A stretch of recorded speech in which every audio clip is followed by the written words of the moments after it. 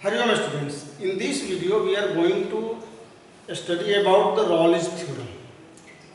In class 12, the Raleigh's theorem, Raleigh's lemma is given, proof is not given.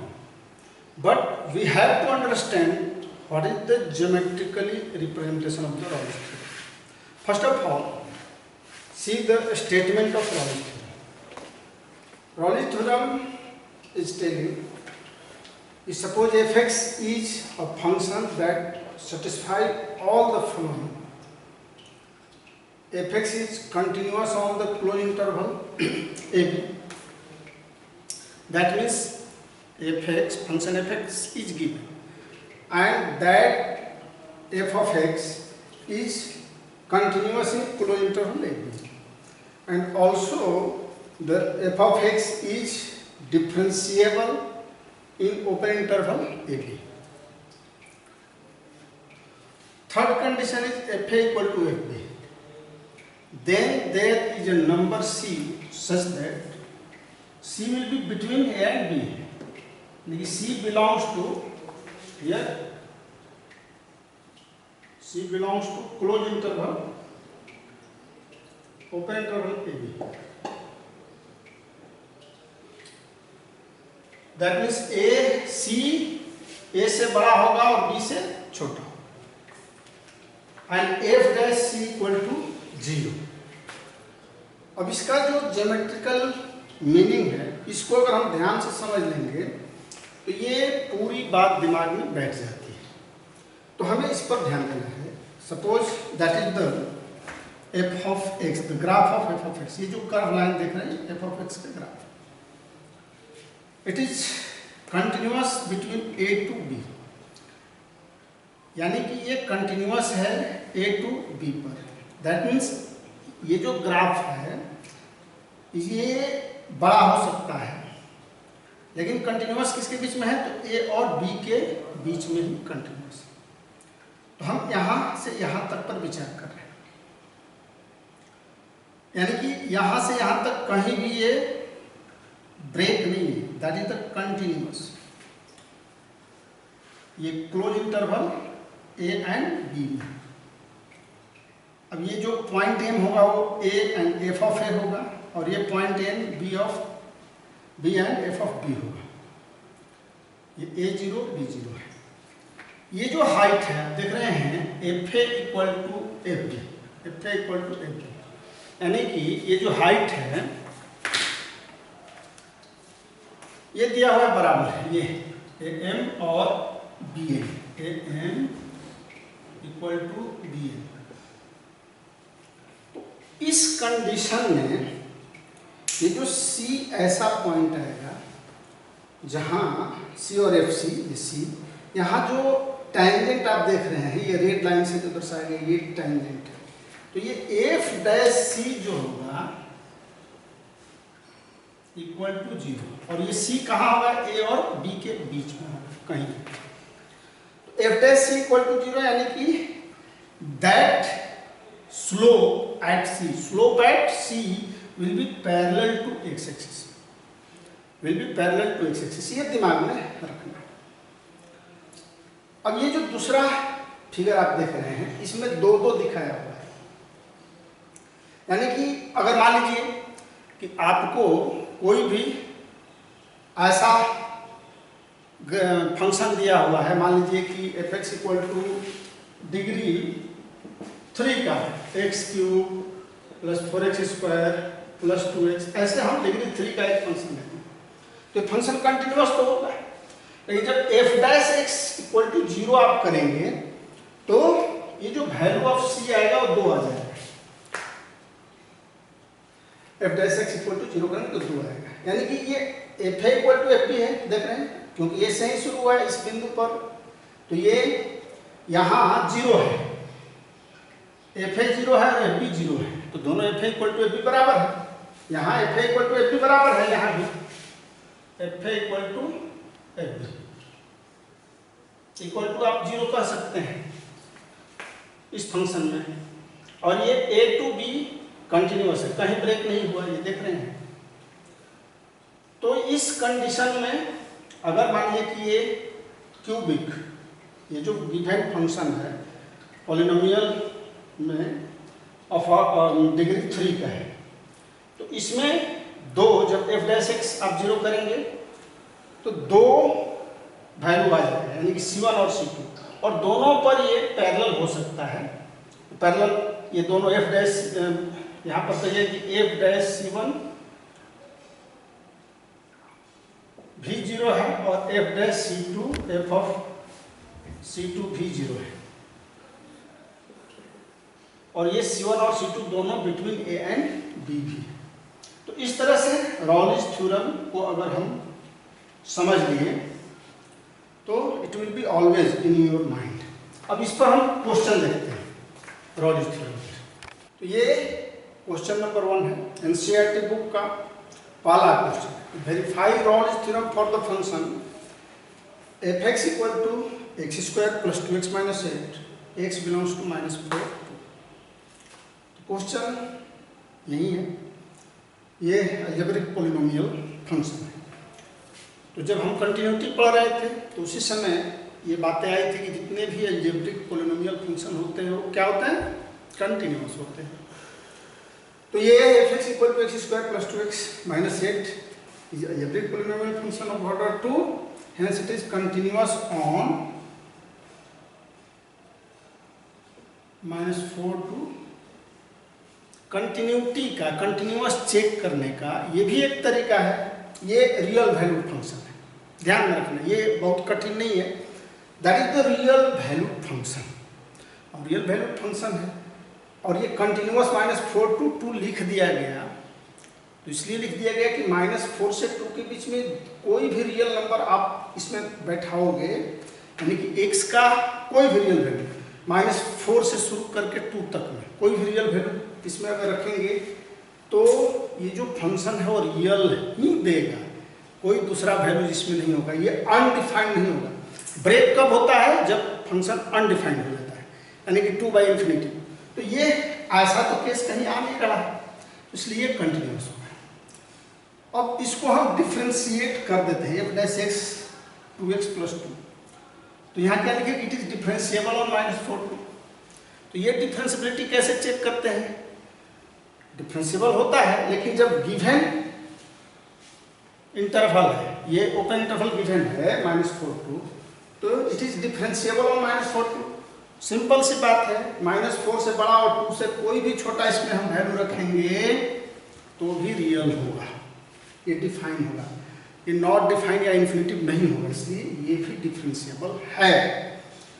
अब तीसरा condition क्या है, पहला condition f(x) is continuous in given interval, f(x) is differentiable in given open interval, जैसे a b था तो close interval, ये यहाँ -4 2 है इसलिए क्लोज इंटरवल -4 2 और ओपन इंटरवल -4 2। अब था fa = fb, third condition of Rolle's theorem है fa = fa। तो यहाँ वैल्यू ऑफ a इज -4 और वैल्यू ऑफ b इज 2। तो f -4 अगर लेंगे तो -4 का स्क्वायर + 2 × -4 -8, ये 16 -8 -8 0। अगेन f2, यही 2 इसमें रख रहे हैं जो वैल्यू x² + 2x, तो 2 का स्क्वायर x² यानी कि 2 का स्क्वायर 4 + 2 × 4 -8 = 0। तो दैट मीन्स f -4 = f2।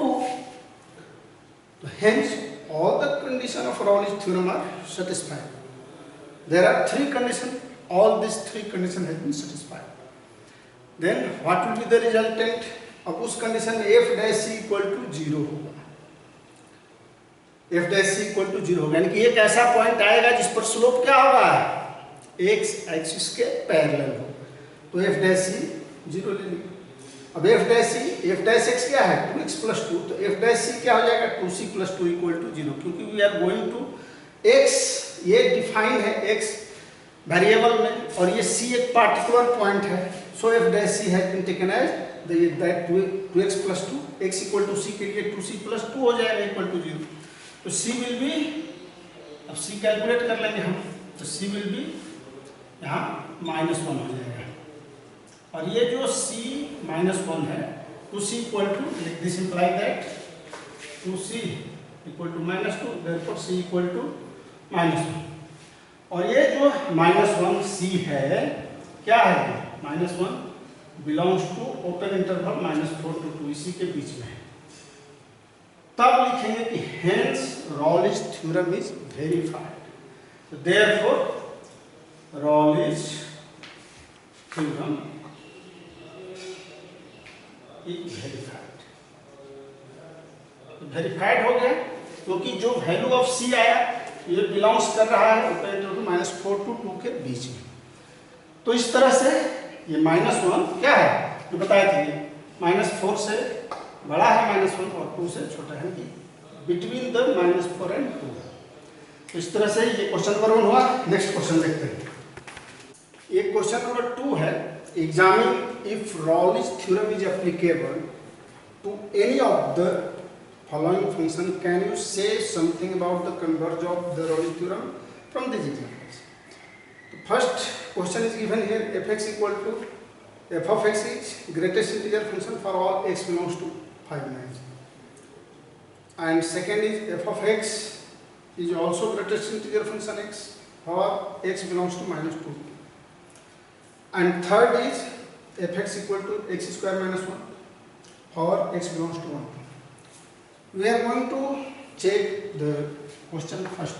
ये जो given question f of x equal to greatest integer function x, तो जब ही greatest integer function x आता है तो greatest integer x का जो ग्राफ है, हम ग्राफ पढ़े हुए हैं, ग्राफ ध्यान में रखना, यानी कि क्या है ये, एवरीवेयर डिसकंटिन्यूअस है। 6 है, हम जानते हैं f अगर 6 से कम 5.9 भी रहेगा तो ये 5.9 will be 5 and 5.1 also 5, तो 5.9 जस्ट एट द 5। इस तरह से ये जो हम लोग देखते हैं एवरीवेयर डिसकंटिन्यूअस है, यानी कंटिन्यूअस नहीं है।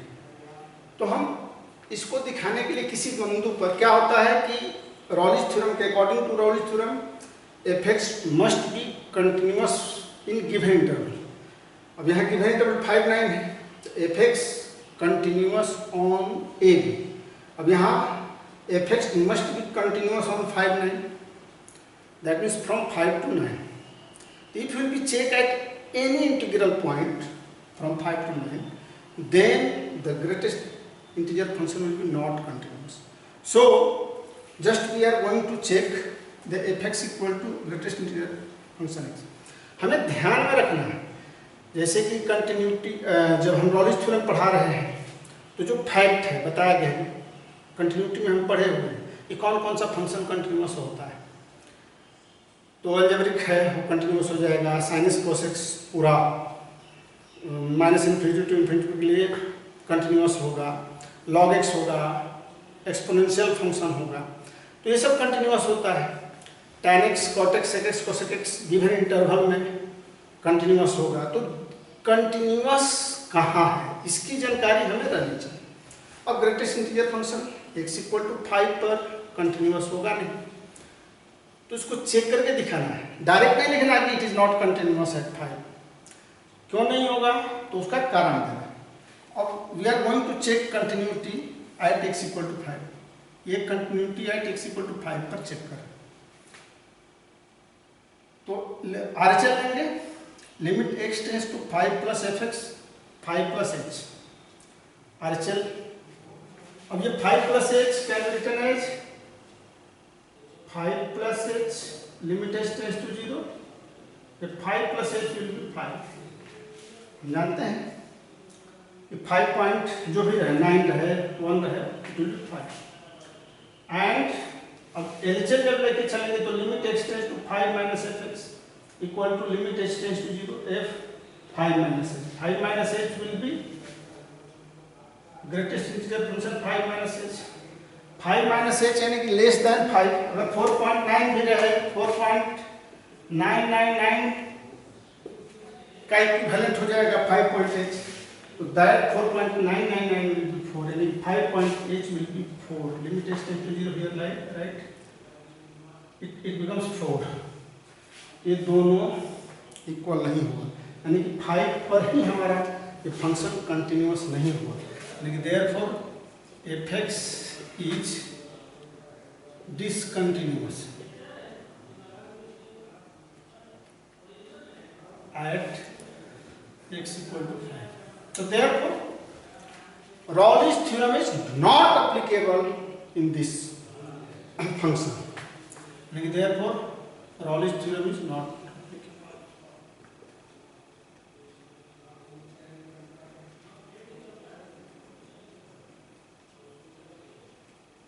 ये आपको लिखना है।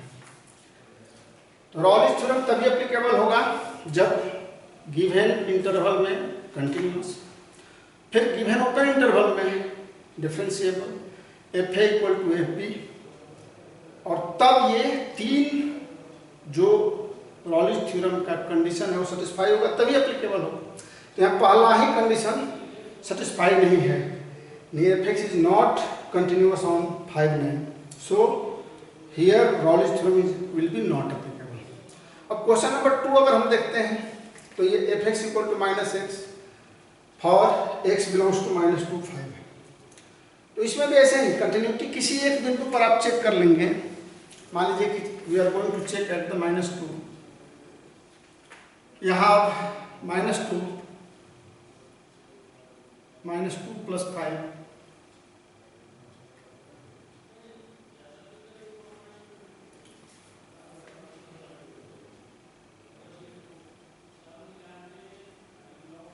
तो माइनस में हम क्या देखते हैं, -2 + 5 जहां भी अधिक होता है तो -2 ही हो जाएगा, वहां एक बढ़ जाता है इधर।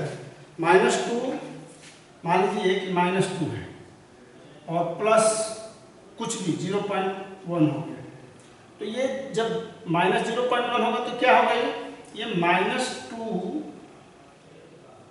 ये प्लस हो गया +0.1, यानी कि ये -1.99, तो भी ये -1.99 टेंडेंसी है उसका बाएं जाने का, ये -2 ही होगा, तो ये हो जाएगा आपका -2 है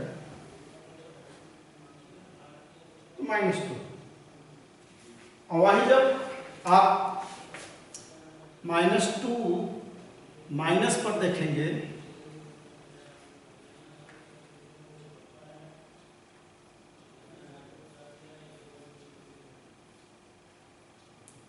ये -3 हो जाएगा, तो आप लिखेंगे कि F x is discontinuous at -2, तो hence Rolle's theorem is not applicable. तो ये 2 के लिए ऐसे। अब जो क्वेश्चन नंबर इसका 3 है, इस पर ध्यान दें।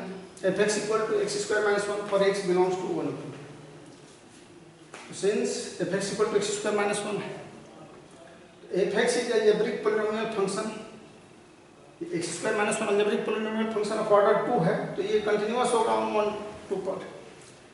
We have discuss about it. f dash x equal to 2x, तो f x is differentiable of 1 2। अब थर्ड जो कंडीशन है, इसमें अगर हम f1 लेते हैं, ये f1 का जो वैल्यू है यहाँ, तो 1² - 1 it will be 0, and 2 if we will take, then 2² - 1 it will be 3, and therefore f1 is not equal to f2। तो therefore यहाँ भी Raleigh's theorem is not applicable।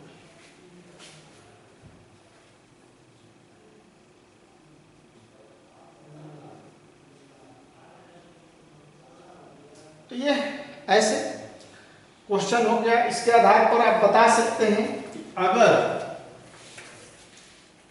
Satisfy करेगा f' 0 होगा तो ये तीनों चीज अपने आप हो जाएगा। अगर f' इसके आधार पर अगर हम लोगों को कन्वर्ज डिफाइन करना होगा तो हम क्या करेंगे कि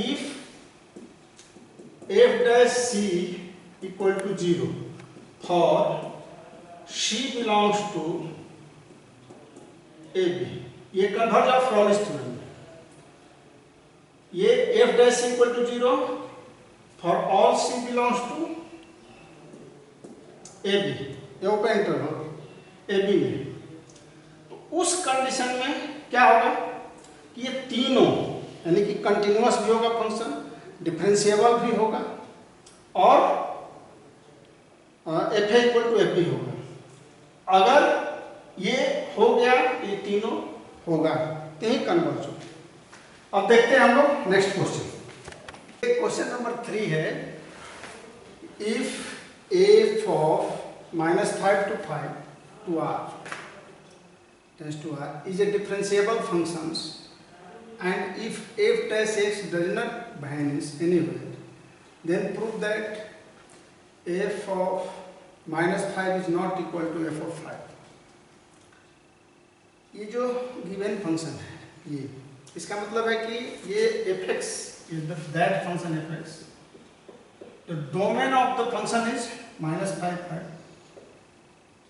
domain is -5 to 5 and range, or you can say the codomain is real number. That is the meaning of that. A given function f(x), the domain of that function is -5. Since what is given, f minus 5 tends to r is a differentiable function, तो differentiable है, तो differentiable वही function होगा जो continuous होगा। Those function which are not continuous then there will be not differentiable. तो a minus 5 इज differentiable function, it is given. तो क्लियर है कि F x is continuous on -5 to 5, क्योंकि that interval is given and f(x) is differentiable on -5 5, ये open interval -5 5 दिया हुआ है, डिफरेंशिएबल है। अब क्या दिया हुआ है, क्वेश्चन हम देते हैं if f dash x does not vanish anywhere, यानी कि f डैश x कहीं भी वैनिश नहीं कर रहा है। दैट मीन्स अगर हम ग्राफ खींच रहे हैं इसका, इस f(x) का, तो ऐसा आ रहा है, ऐसे ऐसे चल रहा है, कहीं ऐसा बिंदु नहीं आ रहा है जिस पर हम अगर टेंजेंट खींचे तो एक्स एक्सिस के पैरेलल हो। कहने का मतलब यही है, यहाँ f x is differentiable on -5 5 and f dash x not equal to 0 for all x belongs to -5 to 5। कहीं नहीं है, तो नहीं है, तो इसका मतलब क्या है, क्यों नहीं है? ये रॉलिस थ्योरम का 3 कंडीशन है। F x is continuous on a b, f x is continuous on a b, continuous differentiable on open interval a b and f a equal to f b. अगर ये तीनों हो जाता है तब एफ डैश क्या होता है, वैनिश होता है, एफ डैश इक्वल टू 0 होता है। तो इसमें 2 तो कर रहा है, लेकिन जो तीसरा कंडीशन है f a equal to f b, वो सेटिस्फाई नहीं कर रहा है, तभी ये नॉट इक्वल टू 0 है। तो यानी कि this implies that f -5 is not equal to f5, यानी कि the third condition of Rolle's theorem is not satisfied. Then ये जो -5 इज नॉट इक्वल टू 5 है, तभी ये कारण है कि f dash x is not equal to 0। यहाँ पर यही लिखेंगे कि the third condition, therefore the third condition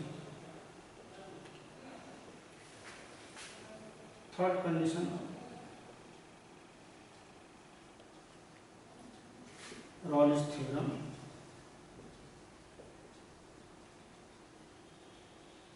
is not satisfied. Yeah. Hence, तब ध्यान रखिए, hence therefore f minus 5 is not equal to 5। तो ये यही प्रूव करना था। अब नेक्स्ट क्वेश्चन देखते हैं। एक क्वेश्चन नंबर 4 है, और that question are from NCERT exemplar.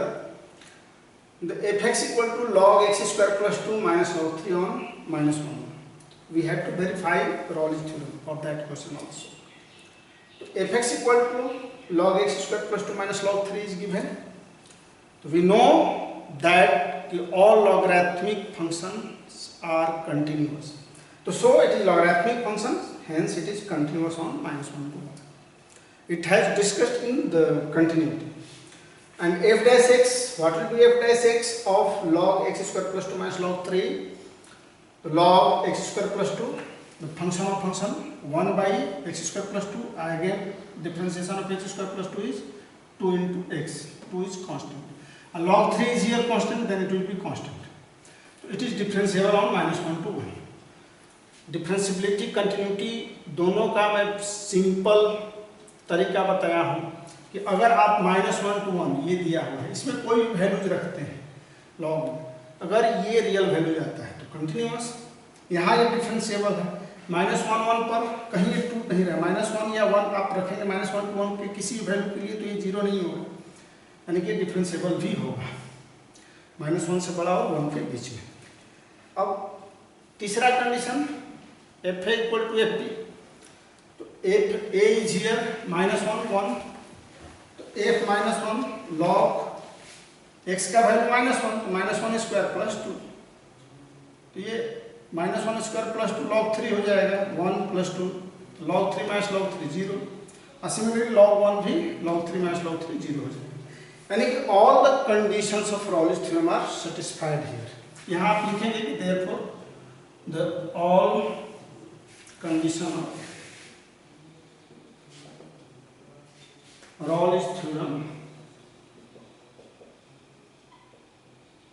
is satisfied. Satisfied है, तो therefore अब जब satisfied हो जाता है तो vanish f dash x will be 0, f dash c will be 0, f dash c here 0, तो 2c by c square plus 2 will be 0. Solve करेंगे तो c इक्वल टू क्या आ जाएगा, 0 आएगा और बिलोंग्स टू -1 to 1, तो टोटल में 0 आएगा, यानी कि दैट इज ये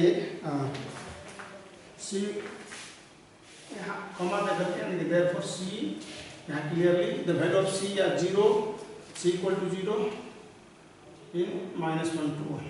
तो अब यहाँ लिखेंगे therefore Raoult's theorem is verified, therefore Raoult's theorem is verified। फिर देखते हैं नेक्स्ट क्वेश्चन। एक क्वेश्चन नंबर 5 है, यहाँ verify Raoult's theorem fx equal to sin 4x plus cos 4x on 0 to pi by 2। f of x is given here sin 4x plus cos 4x, that f of x is defined in the terms of sin and cos x, sin x and cos x between 0 to pi by 2।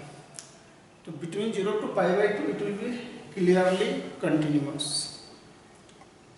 because sin x cos x both are continuous, तो sum of sin 4x and cos 4x will be also continuous, so sum of the two continuous function is continuous, and अब now we have to find whether it is differentiable or not। तो f dash x is, अगर हम differentiate करते हैं sin 4x plus cos 4x का, तो एक function of function पर 4 sin क्यूब x और sin x का cos x plus 4 cos cube x और cos x का माइनस sin x, तो ये 4 sin x cos x common हो गया, तो यहाँ बचेगा क्या, sin स्क्वायर x और माइनस cos स्क्वायर x। अब यहाँ 4 sin x cos x आप देख रहे हैं, तो 2 sin x cos x लेंगे तो ये sin 2x हो जाएगा, एगो 2 बच जाएगा, 2 sin x cos x is sin 2x, और यहाँ माइनस आप कॉमन ले लोगे तो ये minus cos square x minus sin square x हो जाएगा cos 2x, होता है ना, minus cos square x minus sin square x is cos 2x, यहाँ माइनस कॉमन ले लिए और ये cos square x minus sin square x क्या हो गया cos 2x, और again 2 sin 2x cos 2x can be written as minus sin 4x, तो ये माइनस sin 4x है, तो clearly it will be differentiable on 0 to pi by 2, यानी कि therefore it is differentiable on open interval 0 to pi by 2. अब third condition है f0. f0, it will be put here sin 0, then it will be 0 and cos 0 1. So f01 equal to f pi by 2 sin pi by 2 0, sin pi by 2 1 और cos pi by 2 0. तो ये दोनों 1 के बराबर है, यानी कि ये तीनों condition, all three condition of Rolle's theorem is satisfied. यानी therefore all three conditions of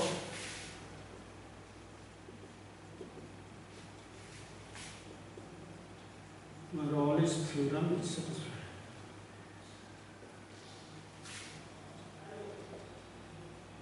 तो satisfied हो गया तो f dash c will be 0. f dash c is here minus sin 4c will be 0, यानी कि sin 4c will be 0. अब ये sin 4c, तो therefore 4c will be n pi, where n belongs to I integers. हम जानते हैं equation, तो ये 4c n pi n belongs to I. यहाँ for n equal to 1, if we will put n equal to 1, then when n equal to 1, n का जब 1 value लेंगे तो ये c इक्वल टू हो जाएगा पाई बाई 4. यही pi by 4, not all values. When c equal to, ये belongs करता है 0 से पाई बाई 2 के बीच में. ये बिलोंग कर रहा है clearly open interval 0 to pi by 2. तब लिखेंगे कि therefore Rolle's theorem is verified. Therefore Rolle's theorem is verified. आप लिख लें, यही हो गया verification. Rolle's theorem is verified. यही वेरीफाई करना था, hence that is the proof. अब हम लोग कोई भी क्वेश्चन रहे, अगर हमारे ध्यान में है ये तीनों कंडीशंस, तो इजीली हम रॉलिस थ्योरम का सारा प्रॉब्लम सॉल्व कर सकते हैं. थैंक्स.